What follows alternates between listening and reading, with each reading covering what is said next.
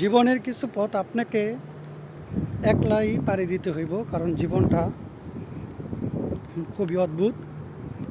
সবসময় আপনার সাথী বন্ধু বান্ধব হইব না, আর সবসময় বন্ধু বান্ধব কাছেও পাইবেন না।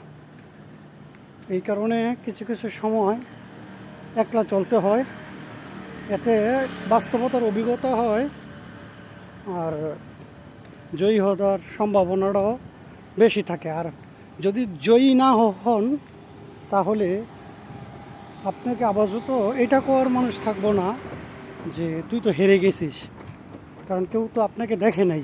এই কারণে যখন আপনি কোনো স্বপ্ন বাস্তবায়ন করতে যাবেন তখন আপনি একলা চেষ্টা করবেন আর ভরসা রাখবেন উপরওয়ালার প্রতি, যেন আল্লাহ আপনার সহায় হয়। জীবনটা অনেক ছোট্ট, জীবনে যদি এমন কোনো আশা থাকে যে এই আশাটা আপনি বাস্তবে রূপ দিতে চান, তাহলে আপনি সর্বপ্রথম যে জিনিসটা শিখতে হইব এটা হলো একলা চলা। আর পিছের লোক কী বলতেছে ওইটার প্রতি আপনার রুচি থাকলে তাহলে আপনি ওই পিছের লোকদের কাতারেই দাঁড়াইতে হইব, কারণ পিছের লোক কোনো দিন সামনে আগাইতে পারে না, তারা পিছিয়েই থাকে, কারণ তারা সব সময় একটা না একটা মন্তব্য করবেই, এটা তাদের স্বভাব। আর ওই স্বভাব বুঝে আপনি নিজের ভিতরে